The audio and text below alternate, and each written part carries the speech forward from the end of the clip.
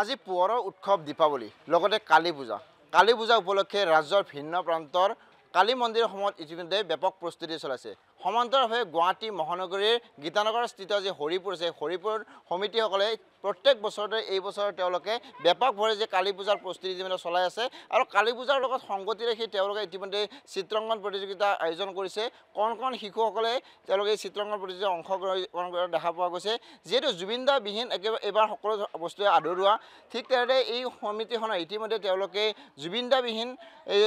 আধৰুৱা হোৱাৰ বাবে তেওঁলোকে বিভিন্ন ধৰণৰ অনুষ্ঠান ইতিমধ্যে বাতিল কৰিছে কিন্তু তেওঁলোকে যে কণ শিশুসকলৰ চিত্ৰাংকন প্ৰতিযোগিতা হওক জুবিনদাৰ শ্ৰদ্ধাঞ্জলি অনুষ্ঠান আৰু জুবিনদাৰ লগত সংগতি ৰাখি জুবিনদাৰ যিবোৰ গান সেই গানৰ লগত তেওঁলোকে দুই এটা অনুষ্ঠান আয়োজন কৰা বুলি ইতিমধ্যে আমি জনাইছে আমি বিষয়ববীয়াসকল আছে বিষয়ববীয়াসকলৰ লগত কিছু কথা পাতিবলৈ চেষ্টা কৰিম এইসকল কণ শিশুসকলে যিহেতু কালী পূজাৰ লগত সংগতি ৰাখি অনুষ্ঠিত আয়োজন কৰা চিত্ৰাংকন প্ৰতিযোগিতাত অংশগ্ৰহণ কৰিছে প্ৰথমে দাদা অসম লাইভৰ তৰফৰ পৰা আপোনাক দীপাৱলী আৰু কালী পূজাৰ শুভেচ্ছা জ্ঞাপন কৰিলোঁ আপোনালোকৰ থাকিল আপোনালোকে প্ৰত্যেক বছৰে কালী পূজা অনুষ্ঠিত কৰি আহিছে এই বছৰ কি অনুষ্ঠানত আপোনাৰ কাৰ্যসূচী হাতত ৰাখিছে এই বছৰ আমি প্ৰথমতে আজি ৰাতিপুৱা বৃক্ষৰোপণ কৰিছোঁ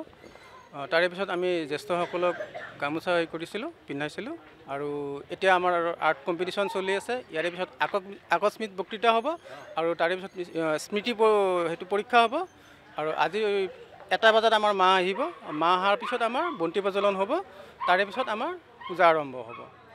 আৰু নিশ্চিতভাৱে এনেদৰে বিভিন্ন ধৰণৰ কাৰ্যসূচী তেওঁলোকে হাতত লৈছে আৰু কণ শিশুসকলৰ লগতে তেওঁলোকে বিভিন্ন এয়া আমি প্ৰস্তুতিসমূহ দেখুৱাবলৈ অনুৰোধ জনাইছোঁ এনেদৰে তেওঁলোকে যি মণ্ডপ ভাৱ হৈছে এই মণ্ডপ ভাৱ ইতিমধ্যে তেওঁলোকে সুন্দৰভাৱে সজাই ভৰাই তোলা থকা দেখা পোৱা গৈছে আৰু বেৰেৰে যিহেতু বাঁহ বেতেৰে তেওঁলোকে এই সুন্দৰভাৱে সজাই পৰা ধৰিছে বিভিন্ন ধৰণৰ আলোকসজ্জাৰ লাইটেৰে তেওঁলোকে এই মণ্ডপ ভাৱ তেওঁলোকে সজাই তুলিছে আমি পুনৰ এগৰাকী বিষয়ববী আছে বিষয়ববীৰ লগত কিছু কথা পাতিবলৈ চেষ্টা কৰিম যিহেতু বিভিন্ন ধৰণৰ কাৰ্যসূচী আপোনাৰ প্ৰত্যেক বছৰে এই অনুষ্ঠানত ৰাখে এইবাৰ কি কাৰ্যসূচী আপোনালোকে হাতত লৈছে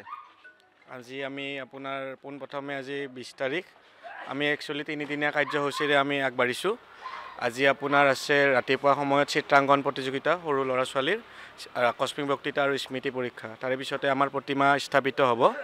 তাৰে পিছত আপোনাৰ আমি কি কয় প্ৰতিমা আমাৰ স্থাপিত কৰাৰ পিছত আমাৰ আয়তীসকলৰ নাম প্ৰসংগ তাৰে পিছত আপোনাৰ ওজাপালি আছে সন্ধিয়া শেষত আমাৰ মহাভোগ আছে অহাকালি ৰাতি প্ৰায় 1 বজাত আৰু আমি আপোনাৰ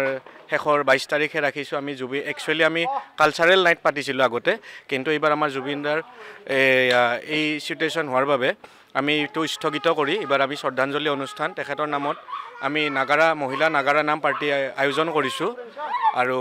তেখেতৰ বাবে আমি সকলো মানুহখিনি ইয়াৰে ওচৰৰ যিখিনি আমাৰ ৰাইজৰ মানুহ আছে সকলোৱে লগ হৈ এটি শ্ৰদ্ধাঞ্জলি তেখেতক জ্ঞাপন কৰিম 22 তাৰিখে সেই দিনটো আমি তেখেতৰ নামতে আমি এইবাৰ মানে ৰাখিছোঁ আৰু